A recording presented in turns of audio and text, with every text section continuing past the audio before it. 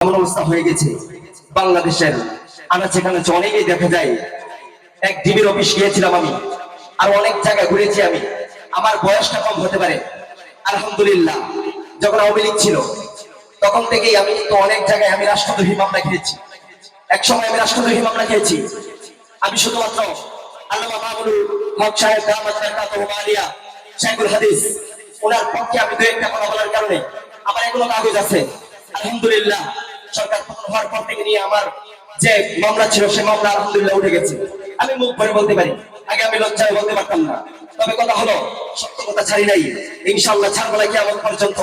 যেই ধরনের হোক না কেন, যেই ধরনের কাঠমোল্লা আসুক না কেন আমার সামনে, যেই ধরনের লেবাসদারি আসুক না কেন আমার সামনে, মানুষ ছুটে হতে পারি ইনশাআল্লাহ। কিয়ামত পর্যন্ত কোনোদিন সত্যের পক্ষে যতদিন থাকবো ততদিন বাঁচবো, কোনোদিন মিথ্যার আশ্রয় নেব না ইনশাআল্লাহ।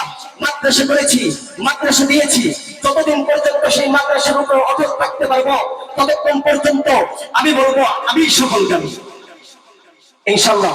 আমি বলবো আমার যারা উস্তাদ আছেন শাইখুল হাদিস, আপনাদের প্রধান অতিথি শাইখুল হাদিস আবু মুসা কাসিমি সাহেব দামাত বারাকাতুহু আলিয়া আমাদের মাঝে উপস্থিত। মাদ্রাসায় অবস্থানরত উস্তাদের পরামর্শেই আমরা চলাফেরা করি।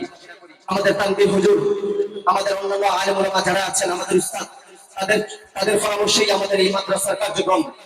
আজকে এই মহতি মজলিসটা আমরা আয়োজন করেছি আপনাদের দোয়ায় এবং আপনাদের অর্থের শ্রমে, টাকা পয়সায়, সব দিক দিয়ে ইনশাআল্লাহ যেভাবে সহযোগিতা করেছেন। আজকের এই কখনো কল্পনা করতে পারি না এই পার্কের মধ্যে মাহফিল হবে, ঠিক না ঠিক? আলহামদুলিল্লাহ, আল্লাহ তাআলা আমাদেরকে আল্লাহ তৌফিক দিয়েছেন দেখেই আজকে আমরা এখানে বসতে পেরেছি। আমাদের প্রখ্যাত আলেমে দ্বীন, তাদের কাছ থেকে আমরা কথা শুনবো ইনশাআল্লাহ। যে যেখানে আছেন দেরি না করে উপস্থিত আমাদের প্রখ্যাত আলেমে দ্বীন হযরত মাওলানা মুফতি তানভীর আহমদ সিদ্দিকী সাহেব এই পর্যায়ে আপনাদের সামনে বয়ান পেশ করবেন। তাহসিলুল উলুম মাদ্রাসার পক্ষ থেকে বয়ান পেশ করার জন্য সবিনয় অনুরোধ জানাচ্ছি। আসসালামু আলাইকুম।